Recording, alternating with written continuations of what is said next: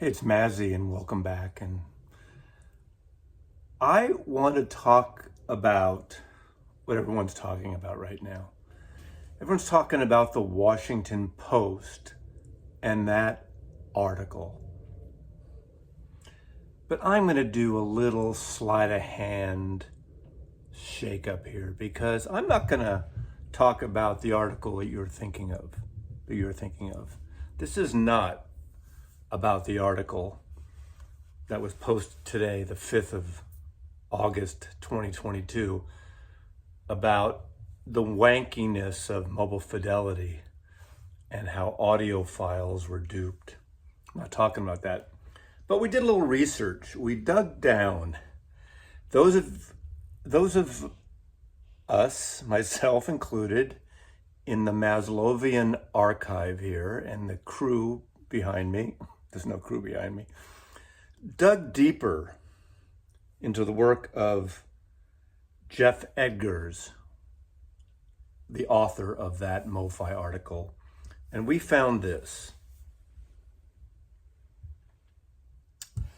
This is dated November 11th, 2021. What happened to Eric Clapton? I think this follows by some time my video, When Did Eric Clapton Become Such a Wanker? And Mr. Edgars never reached out to me to discuss the wankiness of Eric Clapton. Now, I'm just going to read a little bit at the beginning of this article. The guitar legend has long been inscrutable, but his COVID turn has friends and fans puzzled like never before. Robert Cray was stunned when he first heard Stand and Deliver.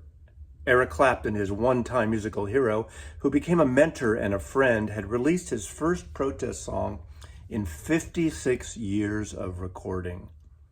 Only it wasn't about George Floyd or global warming.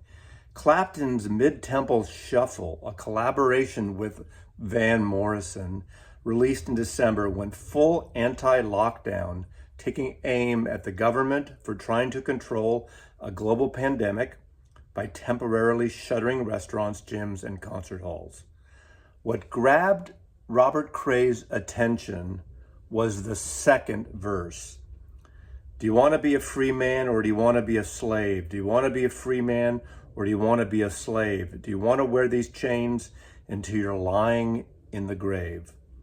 Robert Cray, one of the great blues guitarists of his generation, a 5-time Grammy winner and black man born in segregated Georgia, emailed Clapton immediately. Was the 76-year-old guitar great comfortable singing Van Morrison's words, which compared lockdown to slavery?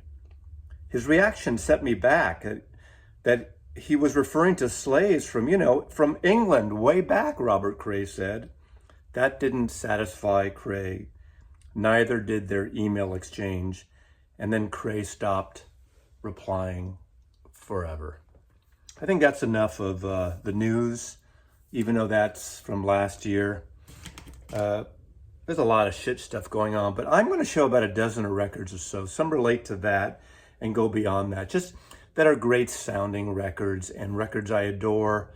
Not my all-time favorite, not a special theme list this time, but this whole audiophile thing, what I want to say about that is listen and enjoy what you like. Some mobile fidelity or analog productions or audiophile records do sound better than originals.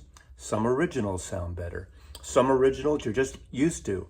It doesn't matter. It doesn't matter. If you like it, that's all that matters. I dip my toes into all kinds of music, all kinds of records, all genres. And I'm going to just go through these. Now, I'm starting with this album. And I did a whole video, 2 years ago on the great J.J. Cale. This is his debut album. This is called Naturally. And if you don't know his work, his own work, you definitely know his songs. And you should listen to this album. Originally on Shelter Records. It's a fantastic sounding, bluesy, soulful, folky style. intimate record. His whispering approach and his beautiful guitar playing are nothing short of just stunning. I love this record. It's such a gorgeous record. It's a moody record and really amazing songs. Songs are so well that the aforementioned Eric Clapton covered several and actually probably made more money for J.J. Cale than his own records.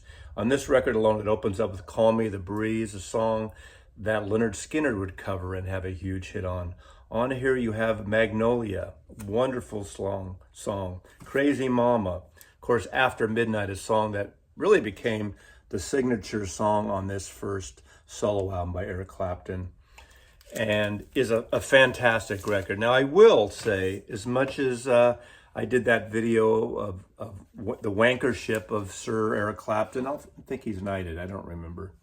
I do love this record. Produced by Delaney Bramlett, at least the original version, I think. Yeah, produced and arranged by Delaney Bramlett. There was a Tom Dowd version as well. And of course, it has the J.J. Cale song, After Midnight. Fantastic version. He does rework it and make it his, and it became such a signature song for him. It was used in a Miller beer commercial years later. That's a whole other form of wankiness. If you, I don't care about people selling their music and themselves to commercials, but if you ask Neil Young, this note's for you, you know what I'm talking about.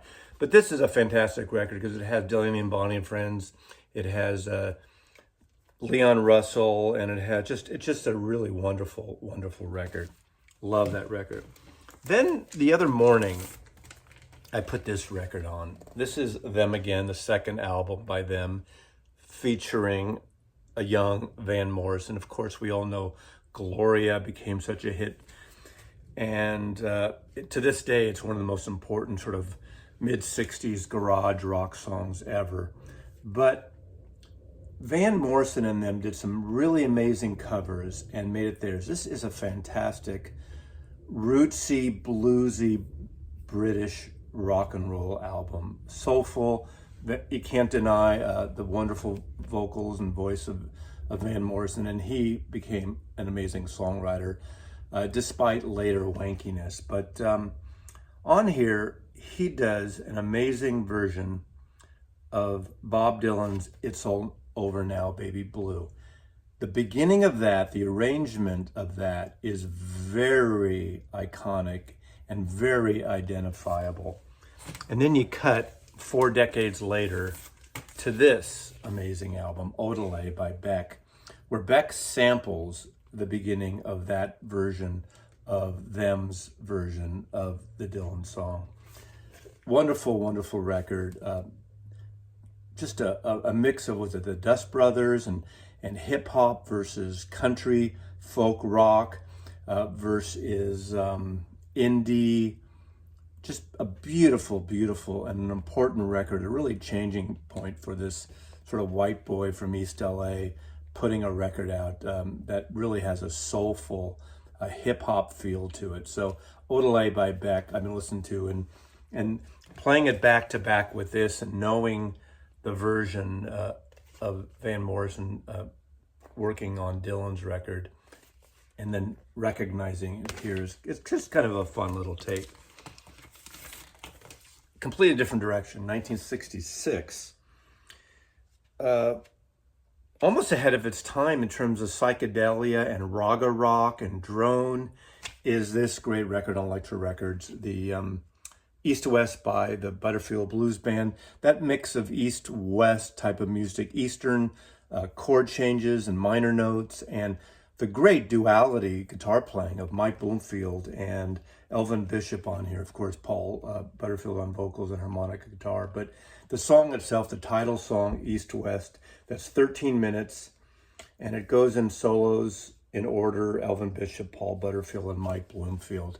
This is a major record, and this is a very early FM radio staple in 1967. It was played on the radio all the time in markets, probably like San Francisco, LA, New York, when FM radio was just starting to take over some rock and roll and free form. This was one of the important early records from that time. So very important record. It sounds great. And again, it doesn't matter. Do I need a better version of this if there ever is one? This sounds great. No, it doesn't really matter. I enjoy this. This is the music. It's not about, comparing all these various versions. Now, this is a record that I love too. And again, none of these records really fit together thematically or genre-like. And this was the great Josh White, Josh at Midnight. Josh doesn't seem to get a lot of love here in the vinyl community or on YouTube of any of these people showcasing the great blues of John Lee Hooker and B.B. King or Albert King or anybody, but he was, I would say, one of the best of the country blues players. Maybe Muddy Waters folk singer is the closest you'll hear to this. He was an activist. He was blacklisted. He was an actor and an amazing guitar player and folk singer. And it's very country blues, very folky in the late 50s, early 60s. This has a great version of St. James Infirmary that opens up. Jesus Gonna Make Up My Dying Bed. So it's got some of this gospel-y folk tradition too. One Meatball. A song I probably didn't hear until Ry Cooder recorded that on his very first album. But this is an amazing version of that song. It was kind of a early pop hit, actually, but a lot of folk and blues singers ended up recording it. So just want to give a shout out to the great Josh at Midnight, Josh White. Wonderful record. You can find his records, a lot of which were on, I believe, Elektra Records, several labels he was on, and they're usually accessible and fairly cheap. Doing a San Francisco group who was on the bills with some of the great psychedelic bands in the very late 60s into the 70s. I saw their last show opening up for the Kinks at Winterland. They played 2 shows, 2 nights in a row. I went to both shows. And that's Dan Hicks Hot Licks. And this is Striking It Rich on Blue Thumb Records. It has the infamous Maslov NEM signatures and my initials. And it's really wonderful. They pick up 2 songs. Their first album was on Epic Records, and it really didn't do much. They kind of got more stature, more notice when Tommy LaPuma started producing them for Blue Thumb. And there's 2 songs they pick up from that first album. I Scare Myself, which is kind of a country western, bluesy, jazzy, folk type of song with great violin playing by Sid. I was going to say Sid Barrett, Sid Vicious. the wrong Sid. What's Sid's last name? Someone's yelling it out right now. I'll think about it after. Also a version of Can Music, which was on their first album, and the Hot Licks with their Naomi and Marianne's vocalizing harmonies that make sort of this country western backup sound, and the humor and soothing voice and guitar playing, acoustic guitar playing of Dan Hicks, and it's got a jazzy feel to it. But this is a very favorite of mine, this particular one, but I'm all in. Anytime you see a Dan Hicks Hot Licks album, I'd say pick it up. They're inexpensive, they sound really good, and they're fantastic records. Going a little psychedelic, but a little past their psychedelic style and peak. This is Country Joe and the Fish. This is their 4th album, and this is an album that doesn't get a lot of love either, and it's a beautiful record. Here we are again, Country Joe and the Fish. It has most of the original lineup. I think one person dropped out, Barry Melton on guitar, Chicken Hirsch on drums, I believe. Is he still on here? But it still has those beautiful lead vocals for the most part of Joe McDonald, who has a gorgeous voice. The opening song, Here I Go Again, is orchestrated, and just it lifts this record into a different category than the psychedelic albums like Electric Music for the Mind and Body, their first wonderful album. And I Feel Like I'm Fixin' to Die, their second album on Vanguard, produced by Sam Charters, who worked also as sort of a field recording archivist and into the blues, really. And he produced these albums at Fantasy, I think mostly at Fantasy for for Vanguard Records, and did most of their, I think all their first 4 or 5 records. This is a wonderful record too. You never see people showing Rod Stewart here. I know, in a way, Rod Stewart, there's a love-hate with him from my point of view. You know, when he went to Warner Brothers, I liked the first few Warner Brothers records. Then he got into the disco and he sold more records. And I just think he's a talented artist. He just went in a direction that I was not really fond of. But when he joined the Faces, Small Faces became the Faces, and he kept his separate solo career on Mercury Records here. And of course, this is an import on Vertigo UK edition, and one of 2 or 3 amazing records he did for Mercury and Vertigo. And this is Gasoline Alley, and it's got most of the Faces on here. You got Ron Wood, Ronnie Lane, and Kenny Jones. And he does, again, a few covers.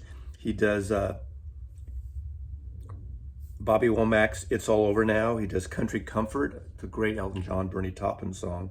And he had a hit that got a lot of radio play too. It's Cut Across Shorty. And his version of that is magnificent. I don't want to discuss it. My Way of Giving is a Steve Marriott song and Ronnie Lane song, but this is a really good record. Vertigo Swirl, Rod Stewart, highly recommended. Great sounding record, and a great, just musicianship-wise, vocal-wise, an important record. Really well done. Another artist that I love, as a kid, I got into She's About a Mover by the Sir Douglas Quintet.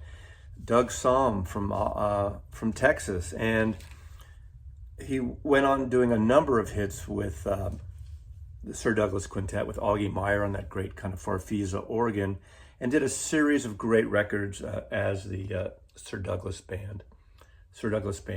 And also, this one's called Texas Tornado. Of course, he would go on to form the Texas Tornadoes with Augie Meyer and Freddie Fender and Jaco Jimenez, and great kind of Texana crossover music. Really wonderful rock and roll with a country feel, with a Mexican feel. And this is a great song that also got a lot of radio play in the Bay Area on FM radio in the early 70s. And of course, the opening track is called San Francisco FM Blues. And he was living in the Bay Area for a number of years during this period. He did a few records on Atlantic that are really worthwhile checking out. A cover of, the Bobby Charles song, Tennessee Blues is on here. Blue Horizon, sort of a blue cocktail jazzy type song. But every song on here is really great. So it opens up with a song called Texas Tornado, the title track.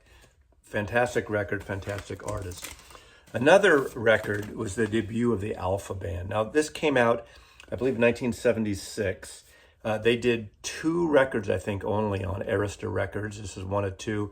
And of course, it's T-Bone Burnett, David Mansfield, and Stephen Souls. And they were the basis, or pretty much the basis, of the backing Bob Dylan track of the Hard Rain Tour, and that Ronaldo and Claire circus on the road with all these extra people like Mick Ronson and Joan Baez and Roger McGuinn joining up with them. This is the first of 2 albums. Opens up with this great sort of percussive piece called Interviews. And you have that great deep vocalizing of T-Bone Burnett. And we all know T-Bone Burnett would become this great producer and arranger, working on a ton of soundtracks, including Oh Brother, Where Art Thou for the Coen brothers. But these 2 records of the Alpha Band are really good. They have a little country rock thing, but they got a little more bite to it. And it's hard to categorize the sound, but if you've heard later T-Bone Burnett records, you kind of probably get an idea on this. And David Mansfield, a great violin player as well, toured. I think he's in the great Fiasco film.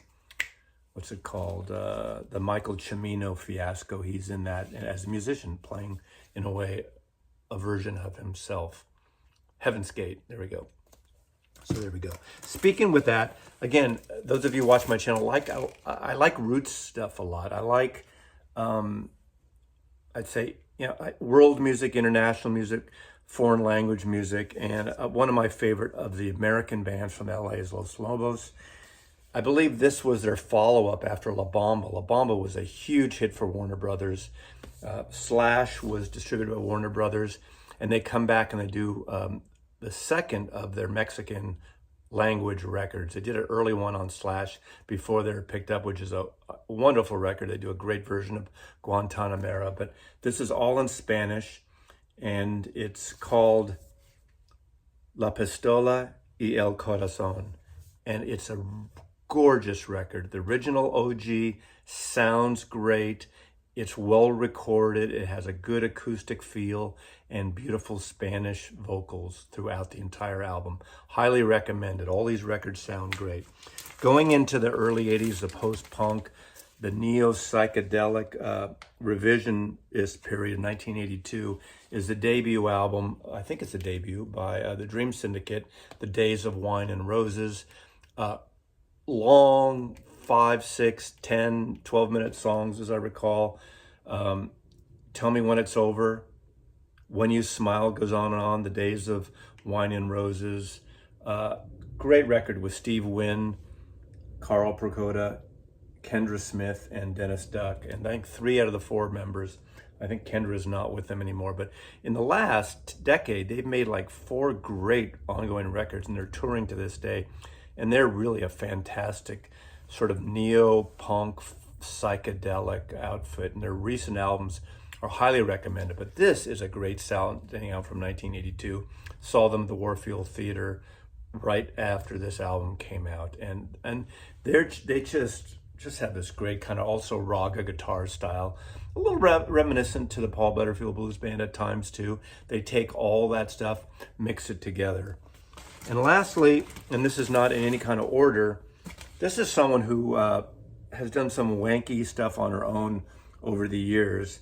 And this is her debut album. And she's self-described as a skateboarding punk punk skateboarding singer, and that is Michelle Shocked. This is the debut album. This is a great photograph.